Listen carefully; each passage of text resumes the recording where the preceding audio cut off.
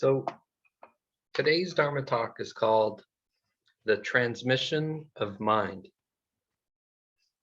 All the Buddhas and all sentient beings are nothing but the one mind, beside which nothing exists. This mind, which is without beginning, is unborn and indestructible. It is not green nor yellow and has neither form nor appearance. It does not belong to the categories of things which exist or do not exist, nor can it be thought of in terms of new or old. It is neither long nor short, big nor small, for it transcends all limits, measures, names, traces, and comparisons. It is that which you see before you. Begin to reason about it, and you at once fall into error. It is like the boundless void which cannot be fathomed or measured.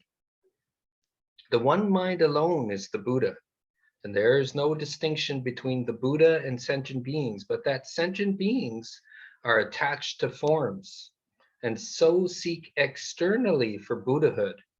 By their very seeking, they lose it. For that is using the Buddha to seek for the Buddha, and using mind to grasp mind. Even though they do their utmost for a full aeon, they will not be able to attain it. They do not know that if they put a stop to conceptual thought and forget their anxiety, the Buddha will appear before them. For this mind is the Buddha, and the Buddha is all living beings.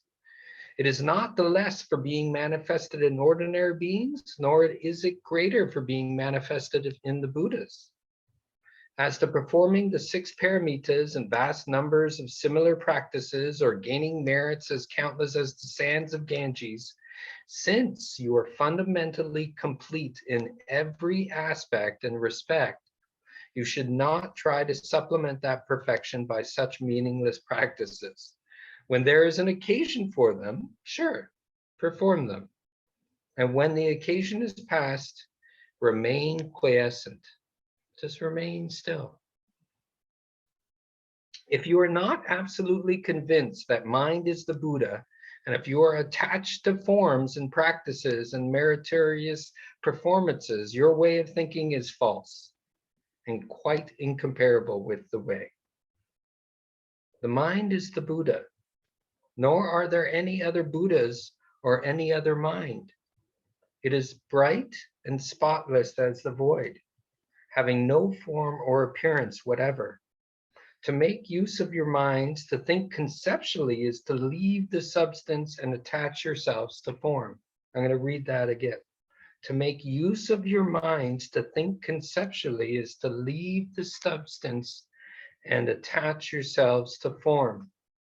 The ever-existent Buddha is not a Buddha of form or attachment. To practice the 6 paramitas and a myriad similar practice with the intention of becoming a Buddha, thereby is to advance by stages. Only awake to the one mind, and there is nothing whatsoever to be attained. This is the real Buddha. The Buddha and all sentient beings are one mind and nothing else. This was a Dharma talk by Huang Po, Zen Master Huang Po, very famous. My comments. Mind is Buddha. Buddha is mind. You can chant a billion mantras, read all the sutras, and make offerings to all the masters, but all that is nothing compared to seeing your true nature even for an instant. You have thought a zillion thoughts, contemplated a zillion ideas, been enchanted by a zillion conceptualizations, and still you have not found the happiness and freedom that you seek. Let go of thoughts. Let go of ideas. Let go of conceptualizations. Only before thinking is where true happiness and freedom is found. Since beginningless time, even though you have behaved in so many silly ways, the unborn Buddha mind has always been present. Always. When covered over by ignorance, sentient beings abound. When seen and known for oneself, boom, a Buddha appears. But this mind of ever fresh empty wakefulness has always been there. Always. It is not stained in a sentient being and not made any better in a Buddha. It is always empty and clear. Always empty and clear. Limitless, like space. When the small mind finally sees into its nature, it will discover something that appears very ordinary.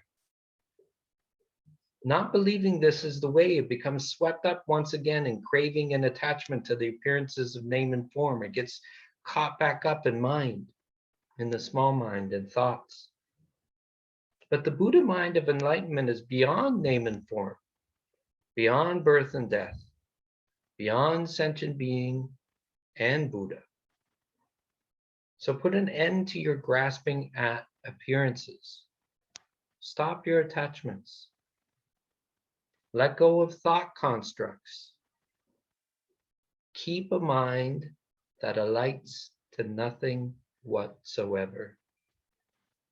Then you'll stop going around in circles and truly discover the authentic happiness that you seek. That's it. You guys want to sit again? Let me stop this.